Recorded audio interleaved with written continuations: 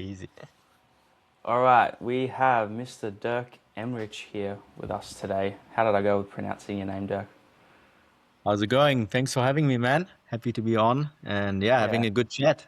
Yes, sir. awesome. So this is, I believe, episode 6 of the CBJ Bodybuilding Radio, and I thought it would be quite fitting to get our 2023 lightweight world champion. Is that correct, Dirk? That 2023. is correct. Nice. 2023. Yes, yes, Yeah. yes, And you yes. have made some significant improvements since then, which is so cool to see. And you're also competing this year, is that right? This year, yes, I start prep in about 8 weeks. So exciting times. Will be a big Very season. exciting. That, yeah. And have you mapped out your sort of plan with regards to shows as of yet? Yes, mostly I have like a roadmap, like some shows that are very certain, like WNBF Worlds in Canada, which will be like the main show. And then around Asia, like the WNBF Taiwan, UAE, and maybe Korea. I have to see. Like Korea is a little bit earlier. It's like late August, so I have to think. And When is I go. Worlds this year? Worlds is I think on 22nd November, I guess. It's quite late, right? Yeah, 21st or 22nd, I guess. So it will be a long trip from Thailand all the way there. So yeah.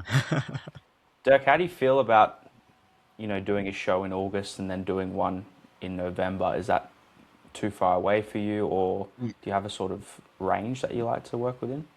Yeah, that is like still my little doubt where I'm still thinking, should I do a show late August? Because then, it's a huge gap. It's like September, October. It's almost like 3 months in between. And obviously, I wouldn't like reach my 100% condition by late Yeah, August. But if I step on stage, I want to be very close towards 100%. I don't want to step on stage like 80, 70% ish, something like that. So if I step on stage, I want to be like present something good. So that is why I'm still thinking about that. And if I don't do the show, like the next one will be in Dubai on 22nd September, which I think might be more realistic to do. And then again, the yeah, gap is like 2 months, where like 2 months it's like possible for me to hold that, especially once like eating up and all of that. Yeah. I've always thought about, you could have a longer season and just come in at a slightly softer look. But every time I say that to myself, I can't really rationalize coming in at Mm. 80%, when at a minimum, you might want to come in at 95, 97% and just leave those last few percent for, Yeah. the remaining shows, especially if you're trying to stretch it out over a long period of time. Exactly. And then I think you have the same thoughts as well. You need to pay for registration, travel, hotels. And I'm like, why should I pay for all that if I like presenting like only like a 80% version in a sense? So Yeah. they want also a big thing, I think. Because you can get posing practice in, like, hey, at home, at your gym, there you can go get all your posing practice in a sense. So yeah. Not a huge amount of upside. Sounds like a lot of downside to me. Dirk, did you win 5,000 USD at, is that the Dubai Yes, show? in UAE and Dubai. Yeah. That's a Yeah. pretty, decent paycheck I think they for like raised it closer to industry. 10K now. Oh, okay, I think wow. this year That's it's even awesome. closer to 10K. So yeah, That's that's also fantastic. why I want to do that show. It's cool now, natural bodybuilding. It's like Yeah. raising the like financial side of things more as well, which is cool. Yeah. Yeah, it is pretty cool. It almost sort of matches because I know they have a pretty big IFBB show, professional show, with Hmm. pretty big prize money too. So maybe that's sort of following suit in some sense, Yeah. Like where in both it's getting a lot worlds, of money put in. within the enhanced, the natural world, I think the Arnold Classic was like 750K, Yeah, which is insane. Yeah. pretty nuts. So it's Yeah, getting higher and higher. Yeah. Yeah, but but no, makes it's good to sense. I see. mean, like the cost of living gets more expensive, everything. So It's almost relative. It's almost non-existent. It's always relative, right? It might look more, but Yeah. then if you will see like, oh, everything else getting more expensive. So technically it's like the same, right?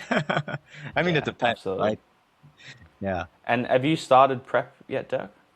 Oh, I start in 8 weeks, like Okay. early May. Yeah, that is Nice. the plan. And yeah, it will be a slow one. So I try to go very, very slow.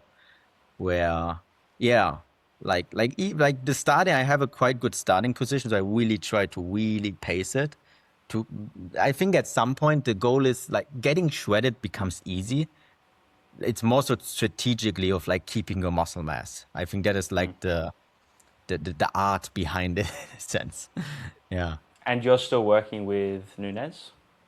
Yes, with Readiness for Cool. man, it's 10 years now. It's insane, like a Crazy. long time.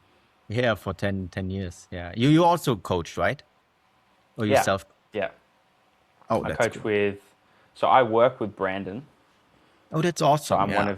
one of Brandon's coaches, and Brandon coached me for my first season. So That's sort of awesome. been, well, I mean, it was coach client at the start, and now it's sort of Yeah.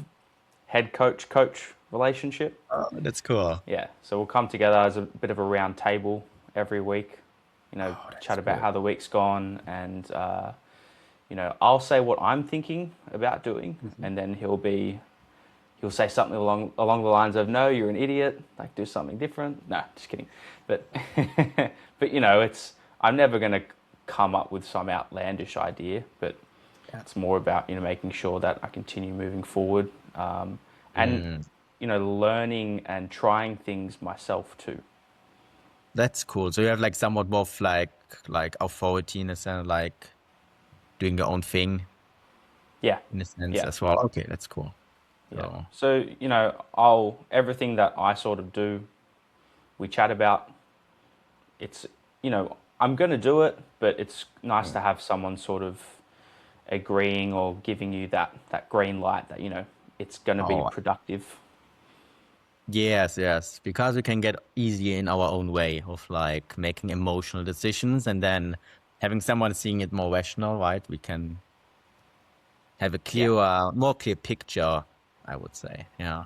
and I think Like, you've probably experienced something similar where you're trying to get everything you can possibly get out of training or your lifestyle nutrition, but sometimes you need that person on the outside to go, hey, you're getting too worried about this little thing over here. It's not that big of an issue. and I know you want to get everything out of it, but you may be detracting from the end result. 100%, man. Especially the first few years. I think the longer you train, the more like you can get better at it, even if you're self-coached. But I think the first few years, if especially if you're like a kind of personality which is quite obsessive and very like want to do everything perfect, everything right. Having like someone in your corner who's more experienced and tells you, oh, that's too much. I think it helps a lot. Yeah, Yeah. How really did you think so. find Nunez sort of helping you in those initial phases of your career? I would say what we just talked about of like being very, very perfectionistic. Like I was like crazy obsessed of like waiting everything out to the gram, bringing my food scale to the restaurant, like all back in the days, like eating all 3 hours on the dot and training also too hard, doing too much volume, all those kind of things. Where he'd say like, "Hey, chill down," and he teach me of like learning the important things of like what actually is driving results in a Yeah. sense. Because for me, it was always like more is better, harder is better. The harder I train, the more I train, the better my results, or the more obsessed I am, the better my results. But that's not the case. Right? Our body doesn't care. Like it's that's the thing with bodybuilding. Our body don't care. It's adapting, but yeah. You wanted to adapt the fastest, so you're going to make sure you piece everything together And correctly, you right? think, yeah, but if you think like the more obsessed I am, the better, the more results I deserve. Mm. It's like almost an entitlement, I feel. Like the more obsessed I am, the more I deserve of results, right? Like that can be sometimes the thing I feel with bodybuilding.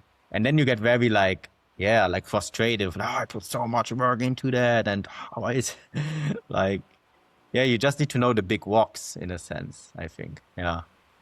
And what were some of those big rocks that Nunez sort of centered you, brought you back down to earth with? Yes, I would say it was when it comes to nutrition, mostly of like sticking within calorie ranges, protein ranges, knowing if you don't have an untracked meal, it's doesn't make a difference in the big picture. And knowing at times when you need to be a little bit more precise, let's say during a contest prep or dieting, then using that a little, but then when you're gaining, stepping a little bit back.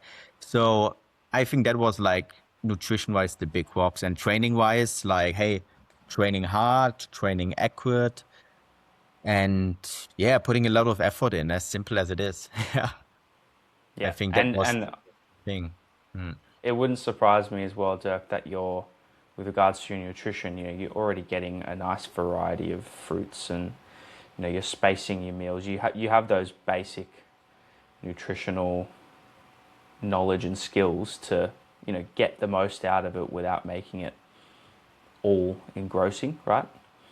Yes, 100% of like knowing, hey, as long as you get your vegetables in, your fruits, your protein, and just eating things like you digest well. Like I don't like to label stuff as bad food, good food. Like I like to have a pizza here and there, or like some chocolate. Like that's just part of life, and you know you will still get towards your goals if you have a balance with it. I would Yeah. say, and I Did you think did that you balance find is that? different for everyone. Yeah, Yeah. Oh, absolutely. And did you I find it think for you tricky too. at the Yeah. start? Yeah. Did you find Sorry? it tricky at the start? Did you find it tricky at the start to transition away from what you were doing? I would say so because when I started, it's like, wow, it's almost this year, it's like 14 years. And when I started like 14, 13 years ago, like if you didn't eat clean, like what is wrong with you kind of thing. Like I was like so obsessed with like, hey, I have to eat clean. If I don't eat clean, like everything is a waste of my time. Like my training was a waste. This was a waste.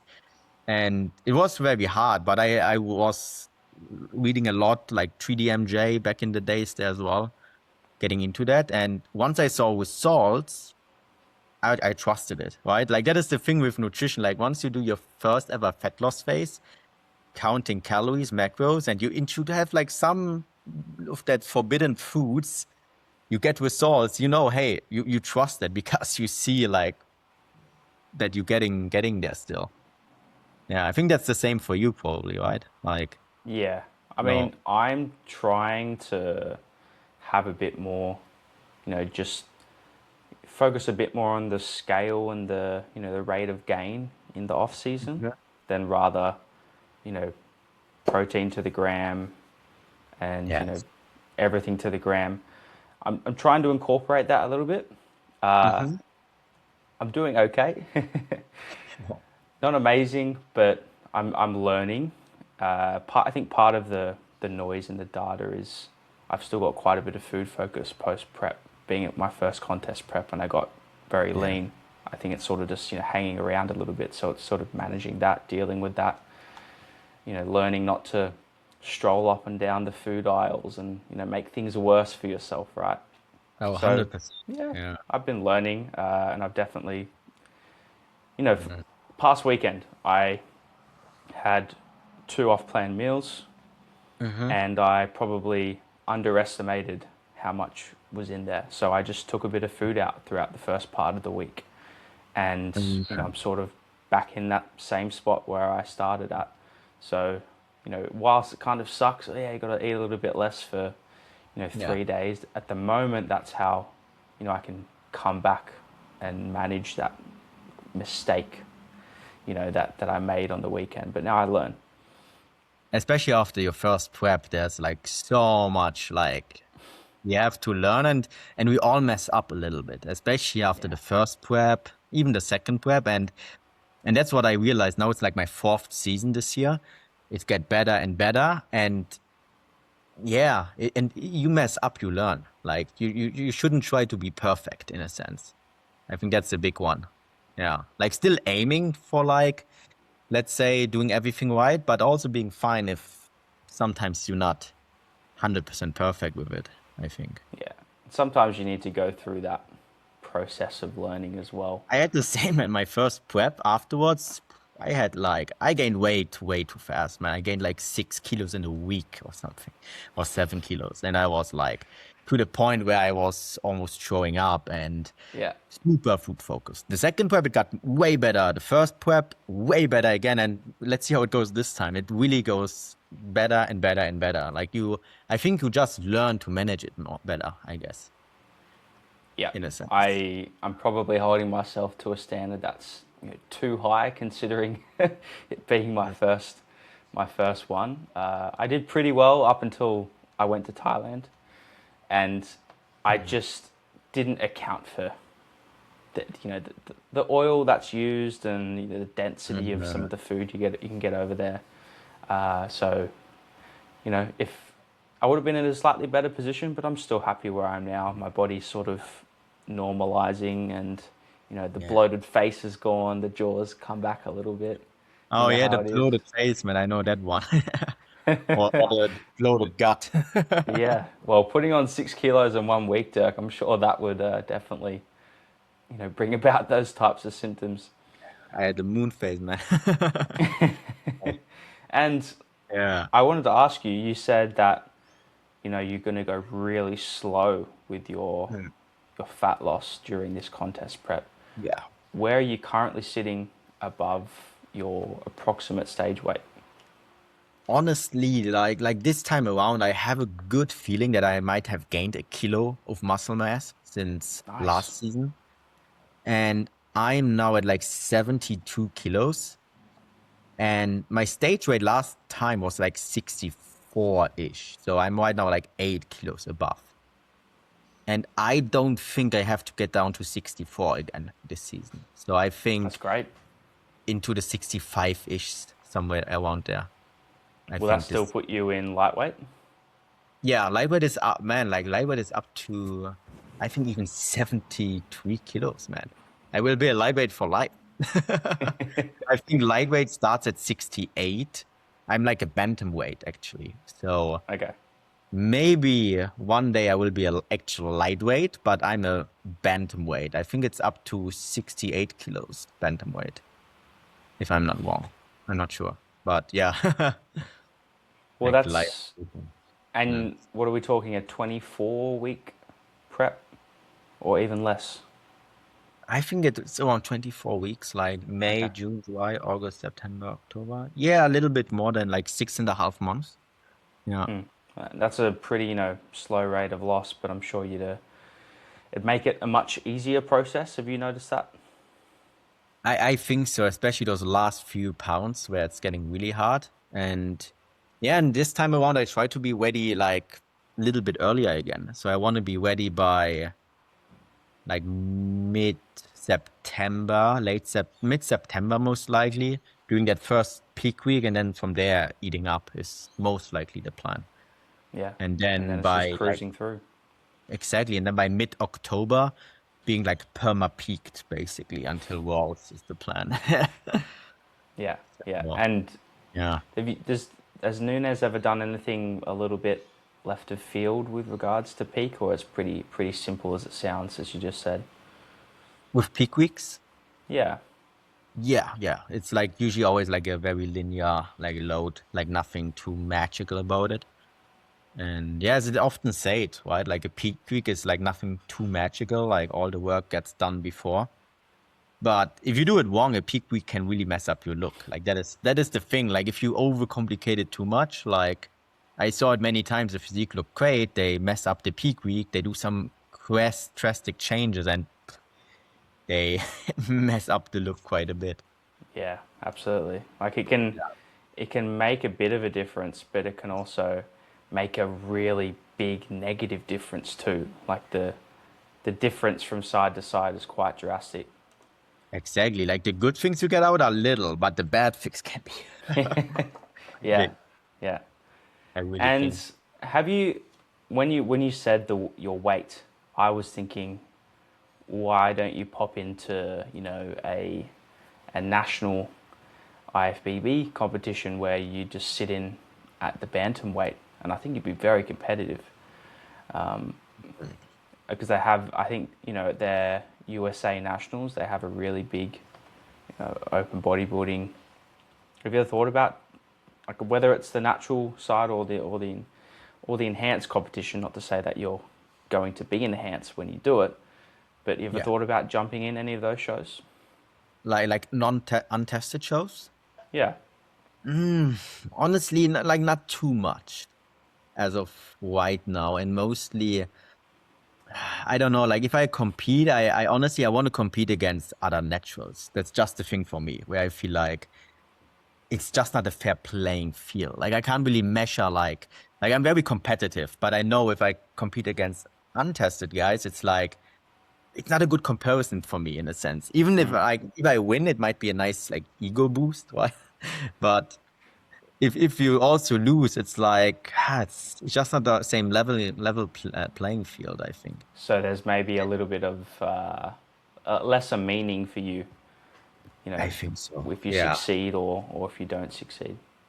Yeah, I think like I get more satisfaction out if I win against the top natural athlete instead of like winning a NPC show. Like Okay. it just gives me more satisfaction. Like, Yeah. yeah, I can see that. I can see that. It's sort of you know the extent of work that has been put in for that other individual to be there and be at a level of muscularity similar to yours. That's yeah, like you said, you've been doing this for 14 years. So like not a lot of enhanced guys at those sort of national or amateur shows have even been training for that long. So put into yeah. perspective, That there's a lot more effort that's gone into to some degree. takes much more time. Yeah. How long you training now? I am in my 5th year. Oh yeah, you have a lot of time. You're also young, right? You're like, I'm 23. man, you have a lot of time, man. The next 20 years. Oh, Hmm. I don't know, 40, 43, 20 years. How old are you now, Dirk? I'm 31. Okay, Yeah. yeah. So usually your peak comes in your like 40s. Usually, it's like where natural Okay. sit peak. Yeah, like How late old's 40s. Nunez now? I think he's in his early 40s now. Okay. Yeah. Yeah, Yeah. Well, yeah, I do have some goals, so I'd, hopefully yeah. maybe line up a season where you're on stage 2 and meet That you would in be the fun. overalls. But That would be fun, man. yeah, Yeah, yeah. Like I am very much looking forward to competing at Worlds when I do my next contest prep, just because that would be dope. yeah, the competitiveness of the other athletes, Yeah, to see how you compare against the other people, and also to see one how you compare against the others, but the progress you've made as yeah, well. It's such a satisfying thing, right? yeah. To see that. Exactly. And Worlds is like a show where I think it's like where you can like have the best of the best within every weight class. You know, like some shows, there might be like a lot of elite heavyweights or a lot of elite middleweight, but it's rarely the case. I mean, in Asia, it's different, but as in Europe, especially, there's not so many like within lightweight or bantamweights that you have like a lot of elite athletes at the same time there. And at Worlds, you have that, which I really love and Yeah, also within Asian shows, which is quite cool. Just because Asia is like right, the average height is just shorter, and in Europe or the US, it's the height. That's why there's like just less, I think, bantam or lightweights around there. yeah. And there's not that many heavyweights as well. I think there were maybe Middleweights. 6 or 8 athletes No. in the heavyweight worlds just past. But the Yeah. middleweight, yeah, that's much more competitive in terms of how many people are in there as well.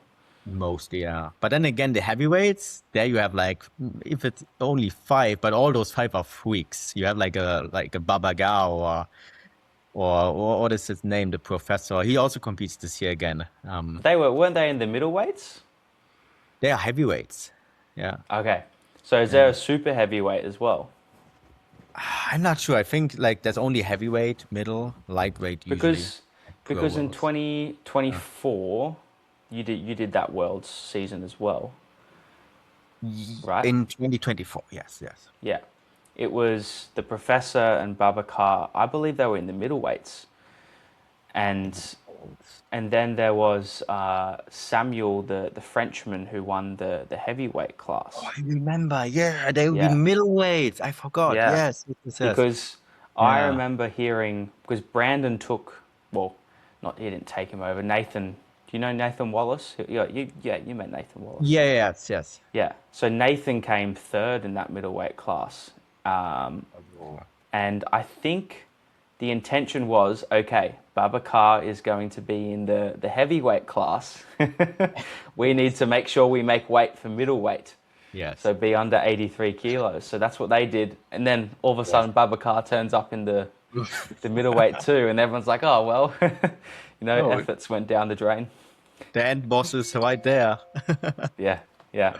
Yeah, like he honestly is, in my opinion, like right now the best natural in the world. Oh, Like in a sense, I, I, unbeatable. I need to see it in person. I need I to see it in did, man, person. and I was shocked, man. Like I saw that backstage, like it's Yeah. crazy, man. Yeah, and he's Just not the so tall. He's like size, the half height quality. almost. Yeah, it's crazy. Yeah, like him and the professor, both of them is like wow. Yes, When you see absolutely. that backstage, man, whoa, you can't believe your eyes. It's Is there crazy. anyone else that's been behind the scene who hasn't popped up in a while? Like I've been Mm. pretty all over natural bodybuilding for a bit, but it wouldn't surprise me if someone pops up and I haven't heard of them before. Mm. I don't know. Like, who are the other top guys in your opinion, or some Like of? in some of have to think. Like usually like Babaga wins every year. Like Gary Emlinger, like he also lives in Bangkok. Okay, Like he got like a serious like injury, but he's now working on his comeback, and he's like quite also a contender, I would say. Then yeah, within like the bantamweights, like Giraffe Pra, if you know him, like Pra in Lyon. He had a 5 year off season, so he's okay. also like I think he will also have a very strong season this year. And yeah, besides that, I mean, yeah, I'm also not that good with names sometimes, but yeah, Well, Gary looks impressive. I just had to just quickly brought him up. Yeah, he looks yeah, pretty impressive. he's like a heavyweight. I think, yeah. Okay, yeah. Well, he looks very very dense. I'll have to watch the last Worlds competition he did and just The see. last one. I think it was 2022. Yeah, it's been a while. He made also a lot of like improvements since then. Yeah, Yeah, it I was. bet I it's don't been that long, know. right? Yeah, it's a long time, man. Yeah. So yeah, very excited to see. And also this year, like who will compete and so on. It's always, yeah, always exciting times each year. Yeah. And you have still Absolutely, so much time left, man. That's always exciting, right? Like it tons of is season. exciting. Yeah. Yeah, So that's always I think super. the goal is to be about with 2 years off season. I'm just reading the my whiteboard. I think that would be like 5 kilos. Like that's the optimistic goal. 5 kilos Yeah. in 2 years. That is a lot. Yeah.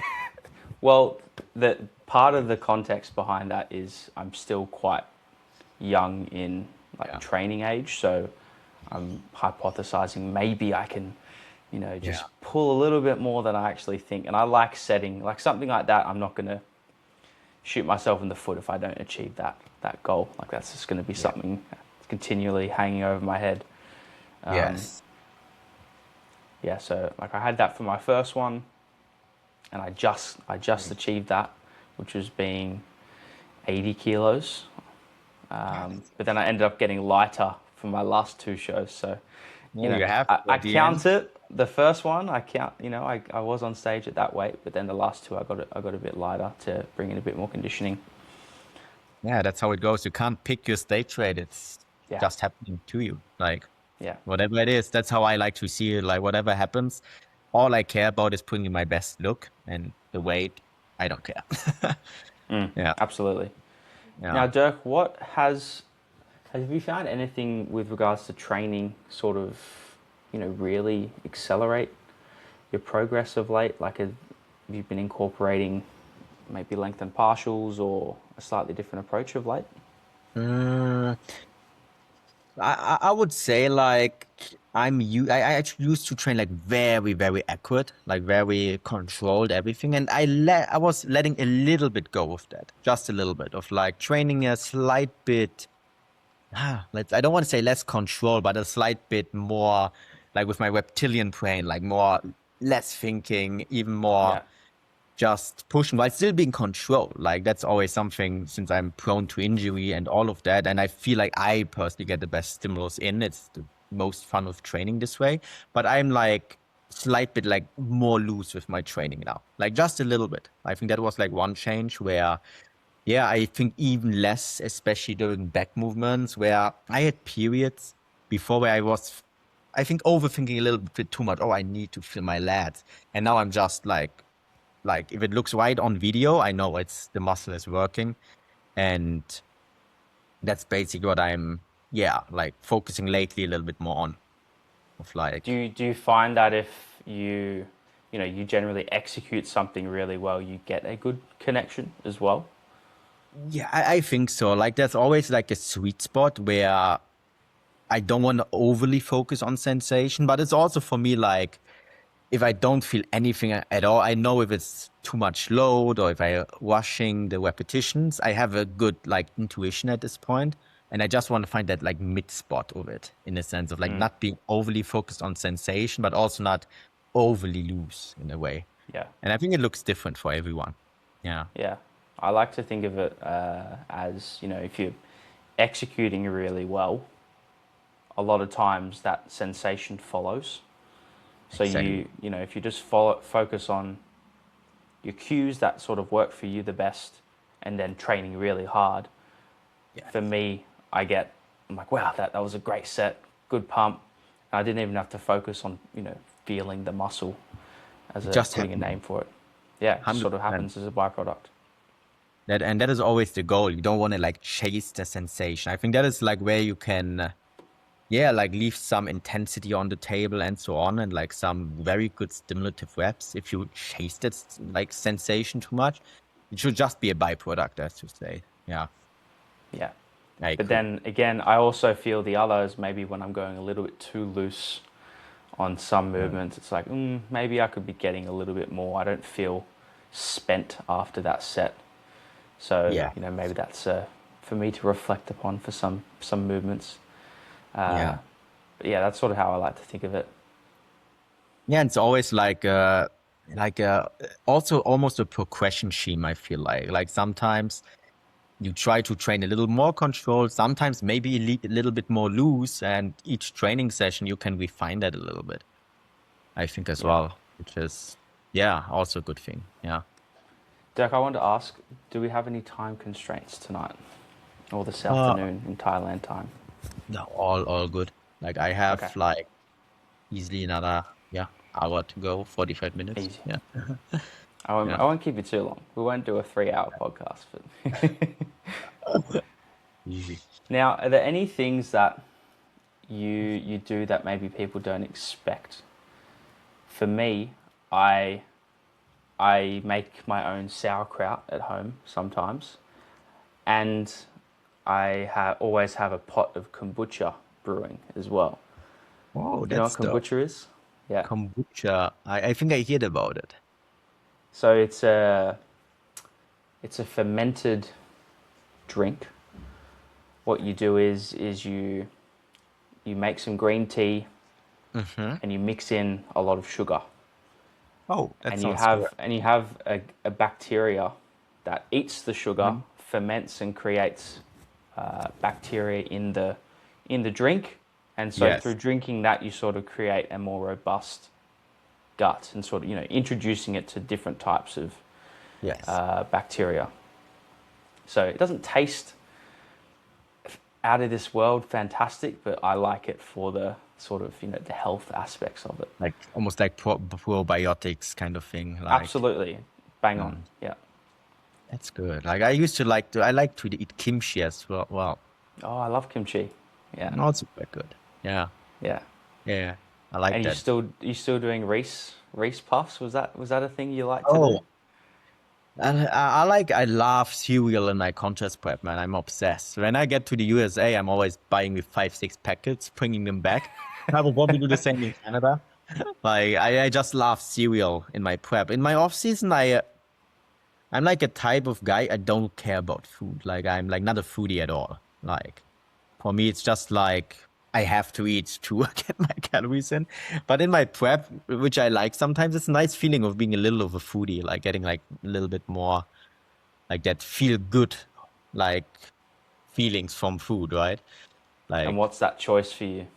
mm, I would say, yeah, like mostly like cereals and stuff, but then also like very obvious things like burger, pizza, sushi. I really like sushi. That is like one thing. How do you find you can best incorporate that in your contest prep? Mm, I would say like within the contest prep, I like to incorporate that. Like usually like the last meal of the day, if I really have a little bit of cravings of, I just try to incorporate that on my high days, for instance, where it's like yeah, it always feels like something special. And having that at the end of the day, like I don't have pizza in my contest prep since I still try to like track somewhat accurately, but Mm. I feel like I want to have like a little chocolate bar or something, or like some Haribo. I just get that in where I know some people are so scared of like, dude, like you need to spend your calorie budgets wisely. But sometimes I feel like a little spending it a little on that is almost like it helps with food focus for me. Of like if I restrict myself so much and being so hyper focused on only eating vegetable, only high volume foods, I feel like that makes me actually more food focused instead of like still having like some stuff I just enjoy eating and not trying to maximize like that food volume game in a way. Yeah, Yeah. I think you just sort of answered a question I was going to ask. It's or state you've listened to yourself. You know how you respond. You even said yourself it actually helps your food focus a little bit. Yeah. Whereas other people, if they incorporate that without maybe your experience and knowing of themselves, it could really spiral out of control. So Exactly. it's do what you can. If you can handle it, really, right? Yeah, knowing yourself, knowing your body. That is why yeah, always different. Same thing with training. Like everyone is different, like enjoys different things work better than other things. So while still like the basic principles at the end of the day apply, but everyone has their own way of applying those principles, I would say. Yeah. Like getting a calorie deficit in, it's technically the main big walk during prep, but everyone has their own way of creating that deficit. And I think the key thing is like creating that deficit like in the most comfortable way possible, but feels most efficient way. And yeah, and that's always different for everyone, I would say. Yeah. And Dirk, do you like a particular soft drink of choice A soft drink. Ooh, or a I really diet like drink? well, I really like Prime in prep. Like Really? Prime. A lot of people hate them, but I would say I have a very high sweet tooth. Like I can drink or eat crazy sweet stuff. I just like it since I was a kid. Like I really like Prime or Ghost energies, like Ghost or Okay. Monster Energy. Yeah. Like yeah, but like Prime I liked or coconut water. I like that as well. Well, I was Yeah, gonna say I think there's some coconut water in Prime, there so is. maybe I was yeah, like, yeah, there is. yeah, For a lot of people, they say and it's so sweet. Oh, how can you drink that? and you're like, oh no, it's bitter. It's got no sweetness at all. Yeah, I like that Prime. It can be. It's I like it. Yeah. Do you have any restrictions with caffeine? Do you find like you tolerate that pretty well? Oh, that's a different what I did this off season now, like reducing caffeine intake somewhat to like maximum 200 milligrams on training days.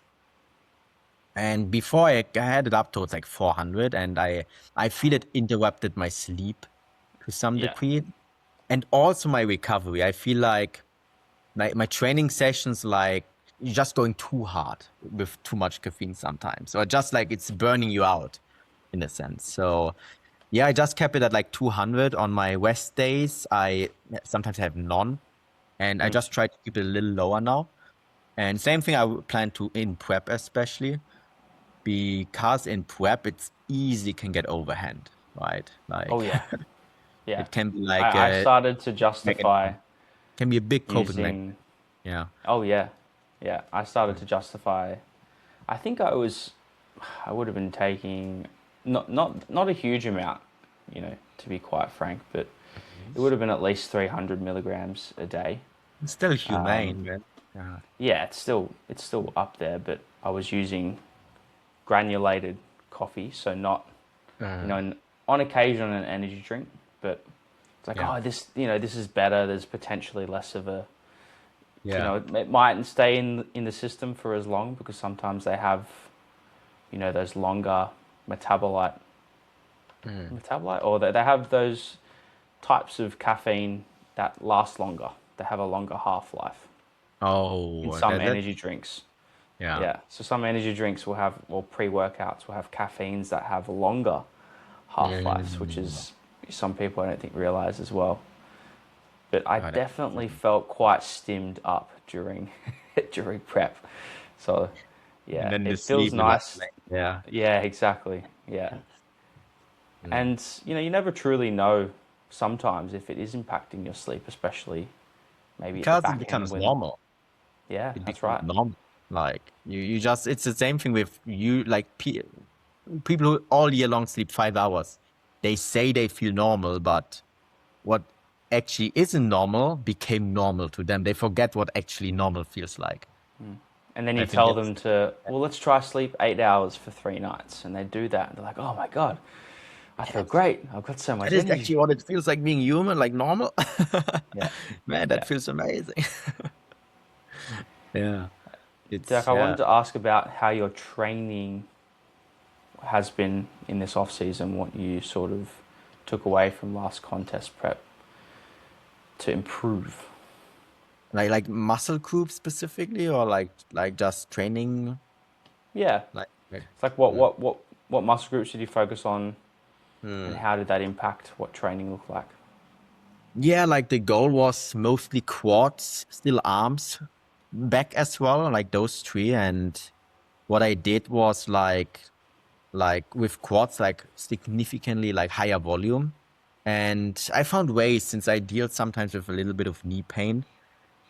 And what I'm doing now as well with like leg presses, hex squats, I work with like different stances each set. So the first set, like a higher stance, the second set, medium. And then the third set, I go very low quad bias stance. And this way I feel like at like from every range, right? Like muscle fiber wise, you two like they have to work a little more, like with a higher stance, medium, low stance. So I get this benefit out, but also for my knee health, I feel it's working Yeah. quite well. So that was like also on leg extensions, doing like more warm-up sets on those things. Doing arms, especially like biceps before my leg sessions, like while everything is still very fresh. That also really helped to bring my arms up, I feel. Like doing them not on upper sessions, but like on my lower sessions, like biceps. Yeah. And when would triceps get trained? On my upper sessions. Since I focus Okay. somewhat more on biceps. Yeah. So So triceps I you do at least find, upper ones. Yeah. okay, so you find your triceps you're still able to get good performance out of your triceps at the end of an upper day. I feel so. And since my biceps has to pick a little bit more up compared to the Okay. triceps, that's the main reason. So I can get like, yeah, a little bit of extra stimulus performance and I feel like training them totally fresh. Mm. Your what you were saying about your foot position is quite interesting, and I've spoken about this with a mentor of mine around the biomechanics of the foot, the tib, and the hip, and sort Mhm. of the heel off the plate has become very popular, Oh yeah. and I think for getting a quad stimulus, it's great. Like, you get so much knee over toe. It's fantastic because it takes that inability of maybe, or takes the the ankle out of it. So if you lack ankle mobility, you get more. Yeah. But, you know, again, this comes down to knowing your body. If you can handle it, fantastic. Yeah. If you can't, like, you know, you're saying you've had to sort of manipulate Ways. your Yeah. stance. Yeah, because would you say that if you did 3 sets, if you were doing 3, all at the really low position, you'd probably run into some issues? After a few weeks, a slight bit, yes, yes. Like I Yeah. get away with it for a few weeks, but then at like week 6, 7 of the meso, I feel like somewhat more of like my patella tendon specifically. They feel like a little bit stressed up. Yeah. Mm, mm. So and then this way it's now, hey, like I did 12 weeks with like my knees feeling fine, which is a good thing. Yeah. Yeah. And I mean, I've done something, you know, similar. I wear heels, and then on my hack squat, I allow, you know, a little bit of heel coming off. Mm-hmm. But then I have my leg press and my Bulgarian, where, you know, I get great quad stimulus out of my leg press. Yes. So I don't really feel I need to go any lower, and I get to keep my whole foot on the plate. And then with a Bulgarian, you sort of go through that same thing again. You're not really having to let the heel come off. It's Yes. more of a glute bias press. But from my understanding, you know, once we reach, you know, 100, 110 degrees of hip flexion, we actually lose the position to produce force as efficiently with, you know, internal rotation of the tibia. So as a result, we're applying more stress to the connective tissue. So that's maybe why, you know, you're getting a bit of knee pain. But, you know, the cool thing is we're going down this road for the pursuit of maximal muscle growth, not maximal performance, right? So if you can get more quad stimulus with allowing your heel to come off, and you're able to manage, you know, connective tissue health, I think you're probably going to end up with bigger quads. Yeah, But it's that's just, and you you know, can't move as much load too. Like it sounds yeah, very funny, like, but for me, it's even if I work with a higher stance and I do 3 very heavy sets, even that can lead to knee pain for me because it's just more load I can move as well. And with mm, a low stance, you can't move as much load, which can all is also like one benefit of it, I yeah, feel. Like for connective tissue. That's why it works so well for me with a higher, medium, and low stance. So I get like I don't expose myself to heavy loads on each set, but also don't have like that super quad bias stance each set. So mm. this works very well. Yeah. Have you ever run into? Do you ever have, you know, forearm or elbow issues? Yeah, elbow pain definitely here. I had that like on bench press back in the days quite a bit. It's still a little bit on triceps movement. Like sometimes my elbows can feel a little icky. I think elbow and knees are so similar. Like it's just easy that they feel a little pain, I think. Yeah. Yeah. And do you do anything in particular to navigate it, or is it just a couple extra warm ups? You know, be intentional with maybe a pause or, you know, the eccentric. Yeah, I would say like some extra warm-ups and being just very intentional with like technique, with like brief pauses and working with loads that I'm ready for, basically. So I would say that's the main thing. And sometimes I feel a little bit pain, it just goes away on its own usually. Yeah. So also being fine with like, yeah, that's part of training intense. Sometimes that it happens that it hurts a slight bit. Yeah. Well, you know, the pursuit is putting on as much muscle as possible, so you might run into these issues. You get used to it Yeah. at some point, yeah. Yeah. Well, Yeah. I for one, you know, have elbow. I have Yeah. had elbow and sort of got past it of recent, which is fantastic. But That's like you good. said, I was getting really comfortable with the loads I was working at, and I was like, Mm-hmm. oh, let me just do one warm up set on my, you know, Yeah. overhead extensions, and that sort Mm. of started to creep up on me.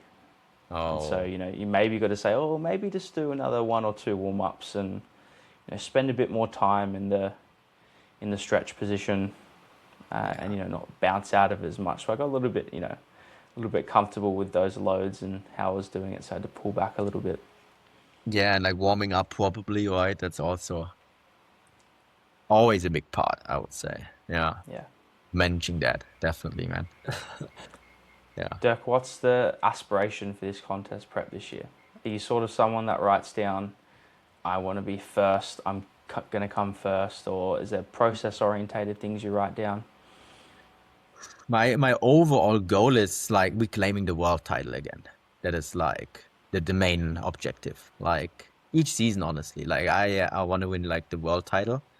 I don't really write it down, it's just in my head. And Mm. I'm also even not too mad if I don't get it because I know like bodybuilding is like subjective sport, right? We can't it's not like very, I mean, to some degree it's still predictable, but it's never 100% predictable, right?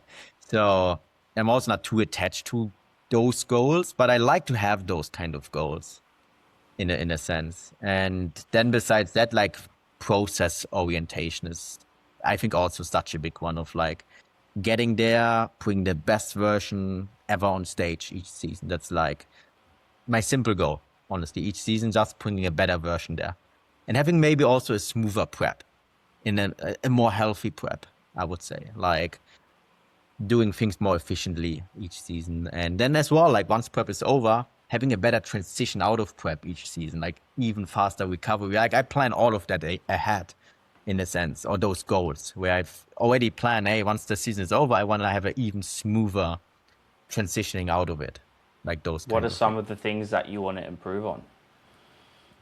Mm, I would say like this prep. One thing is cutting down like diet drinks even more a little bit. Like each season, I always know at some point I just drink a little bit too much diet drinks. So it's nothing bad per se, but it's a little of a coping mechanism. So I want to be like, yeah, even more accepting the hunger, like just being fine with it, living my quote unquote normal life and not trying to have like those, yeah, like coping mechanisms of like diet drinks or I think with high volume foods I did much better last season, but that's the main thing. And then yeah, and then once the prep is over, like yeah, having even like no super big huge meals in a sense of like maybe just having a steak with potatoes after, like something like that, with like not really like making a list in my head of like, oh, I need to eat this and this and this,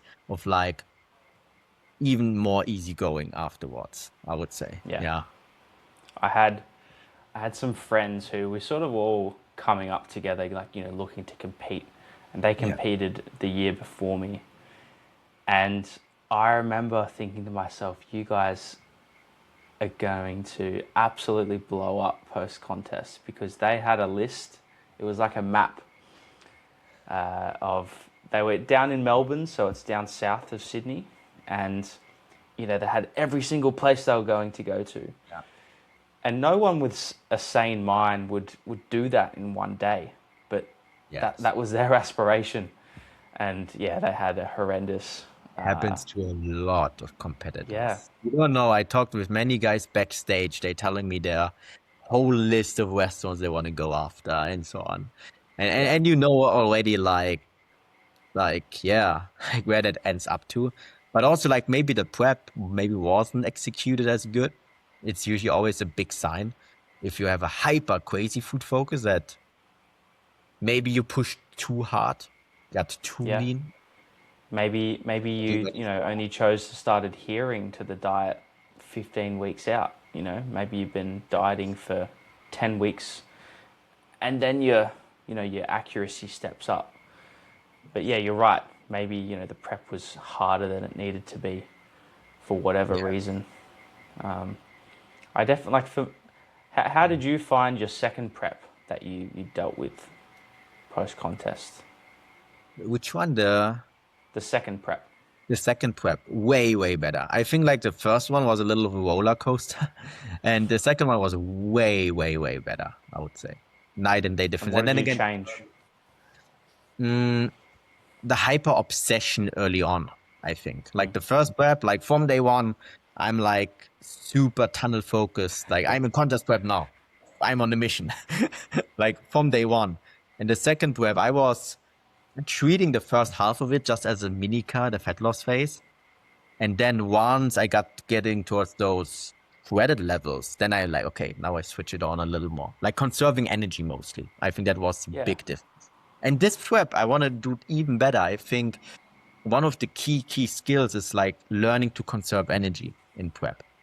Like knowing like, hey, if you go all out from the beginning, you burn out. And you don't get as lean, you don't have like a good like outcome at the end as much. Yeah. And then again, also the transition out, like people often forget like it's not only getting there, but it's also like getting there and then having a good transition out of it.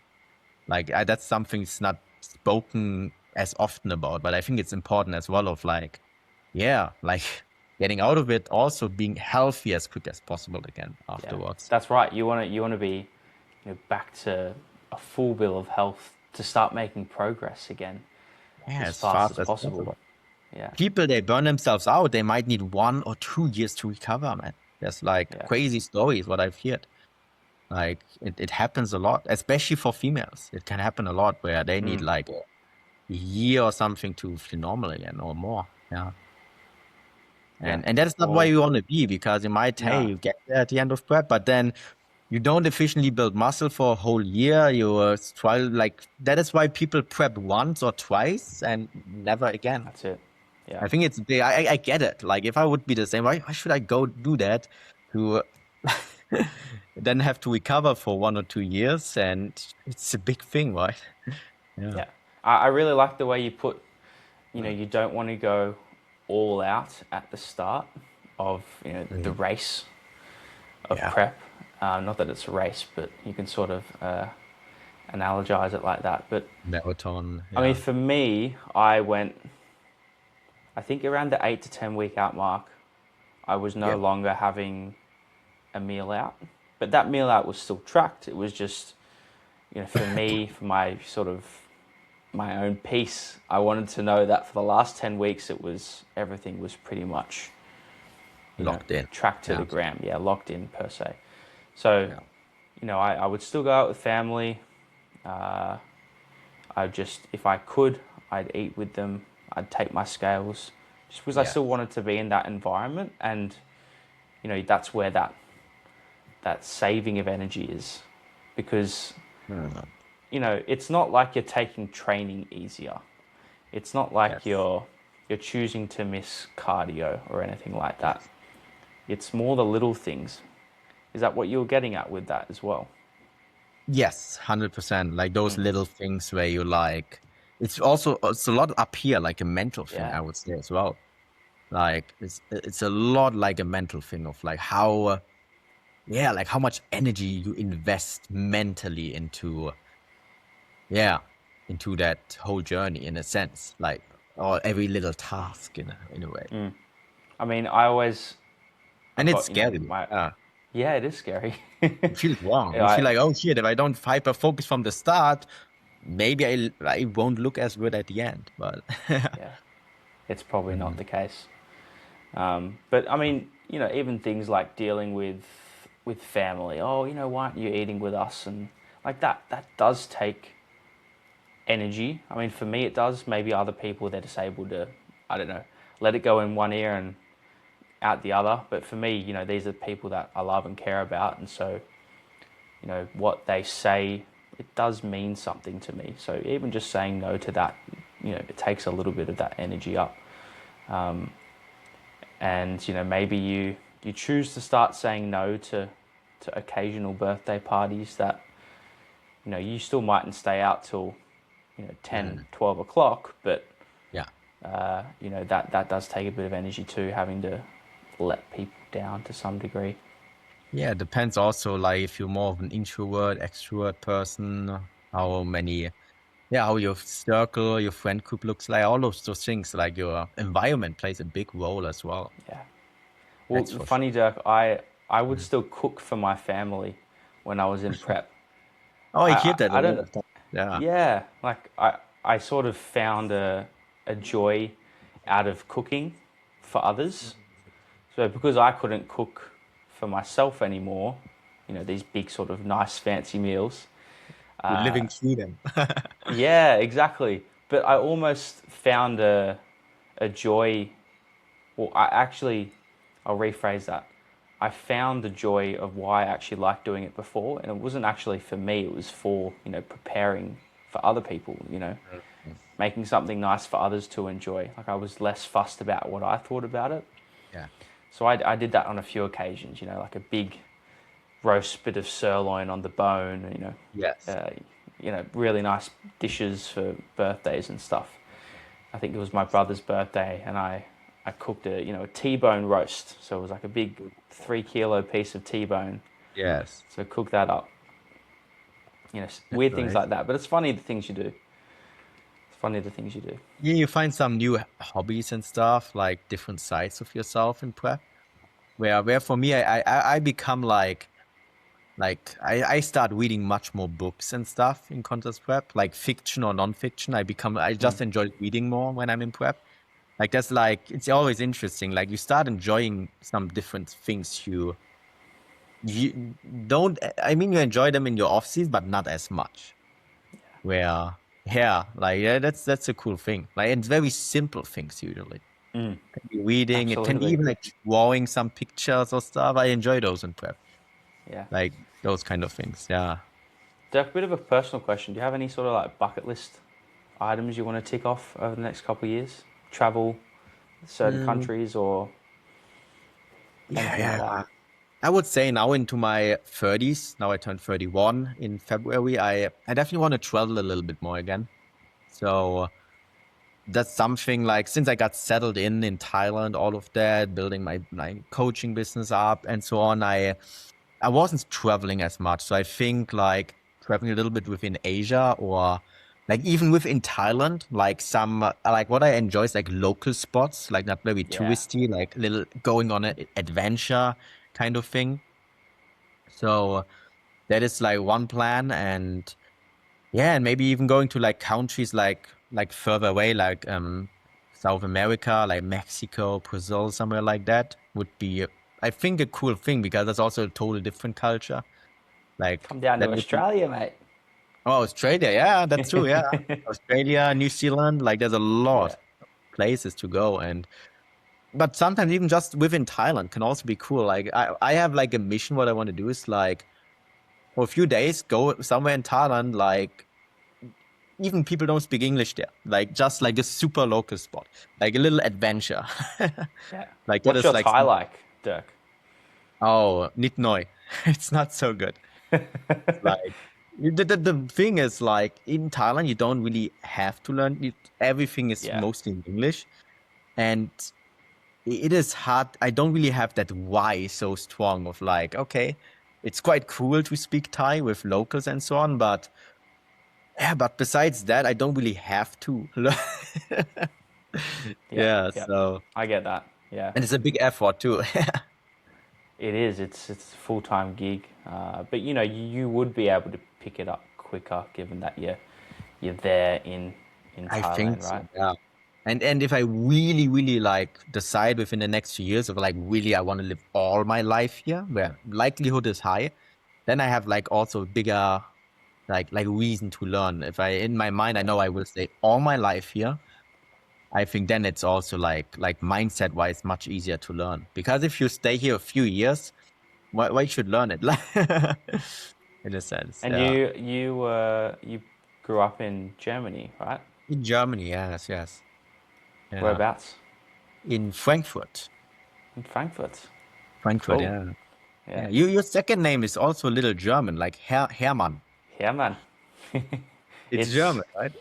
it is Hermann. German. It's Yeah. about we're about 6 sort of lines back from when Mm. we first came over here. So I think it was my pop's granddad. He was German and he came out here on a ship.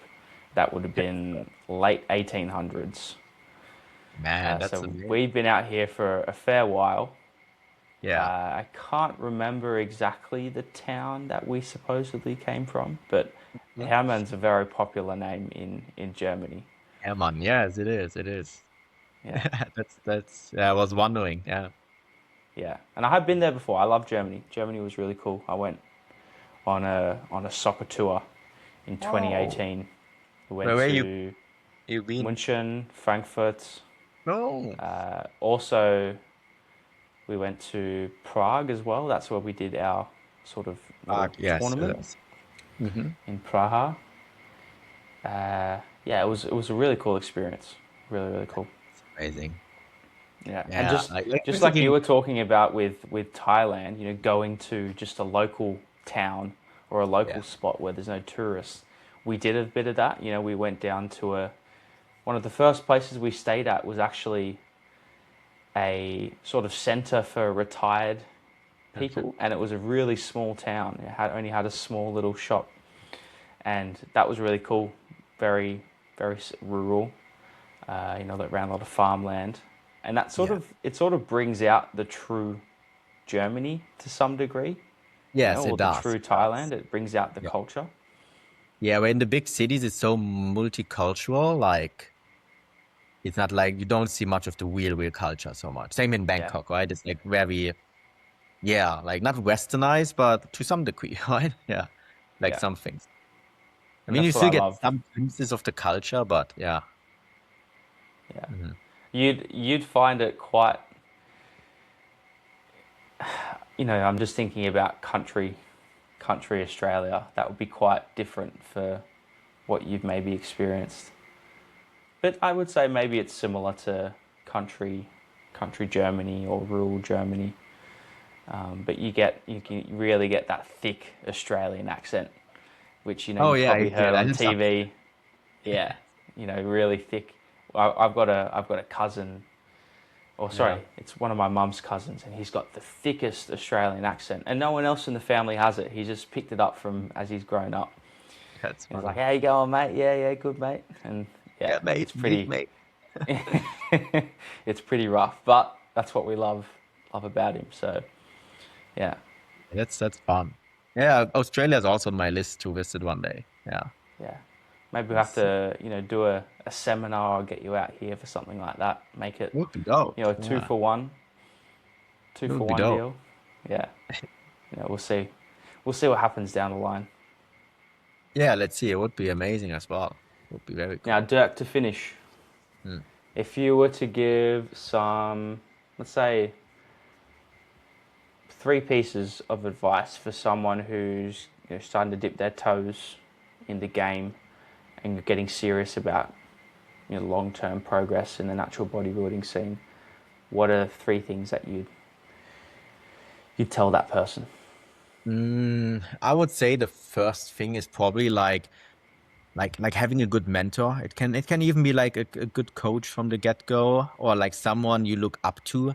And I think especially nowadays where the danger lies in a sense, there's like so much like influence, there's so much overload of information. It's like I would say like pick like one source what you like or like one mentor you really trust and soaking up a lot of information from this person, or again a coach can be so good, and then just sticking to this path instead of like it's so easy nowadays of switching things up all the time. So just doing that is like number one, and then number two, which is quite similar to that, is like learning to deal with like boredom in a sense, with like doing the same thing over and over and over again. There's no magic exercise or training split.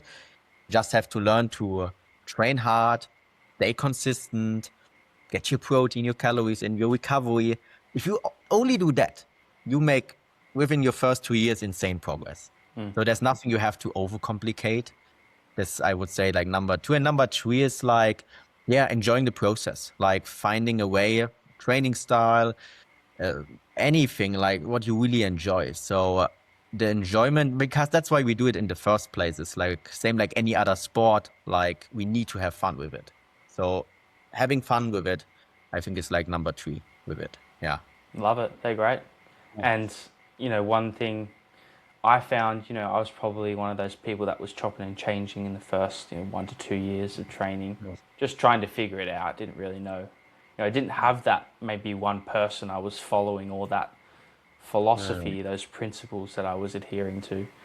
But, now mm. I've done the same exercises for months, and Yeah. it's getting that. one extra rep, that's such a rewarding process, and that's what my sort of enjoyment comes from now. So, things Yes. change. Yeah, it's always changes. Yeah, like how you get your enjoyment out of it. But most important, you always have some fun with it in a sense. I mean, there might be periods as well. So don't get me wrong. There's periods as well where you have to grind a little bit, Yeah, where you have to use a little of that willpower muscle. But overall, you should have fun with the whole journey, I would say. yeah, So it's absolutely. like not always like every, like sometimes you have to force yourself to train or Oh you yeah. have to force yourself to stick to your calories and so on. But you gotta just remember the goal, like where you want to get to. Yeah. Mm. So Well, yeah, Dirk, with that like, being said, mate, thanks so much for coming on, man. I really enjoyed this yeah. Thanks for conversation having and me, honored. Jacob. Thanks, man. Yeah. Yeah. And we'll be seeing each other in In Bali. Bali, which, Yes. if anyone's interested, I think there's maybe 3 spots left. So, Oh, yeah, which is pretty cool. It's only been out for a month or so in terms of yeah, it's exposure, which already is great. out almost But yeah, we'll be July doing 15th. Yeah. a training camp for a week, Mm-hmm. all inclusive. Dirk's coming. We've got Steve, Nathan Wallace, who's a Mm-hmm. natural bodybuilding legend here in Australia, one of the Oh, OGs, and then BK and Rachel as well. So yeah, it'll be a really fun time. If you're one of those lucky last 3, congratulations. But there's not many spots left, and it will be very fun. And as that's well, sick. could be quite you know game changing for anyone that comes along. Like I know the camp I did in Bangkok with Ben, that was fantastic. It was a dream holiday. You're training, sleeping, eating, and doing the same thing the Running next a lot. day. Yeah, learning a lot in a different place. It's pretty cool.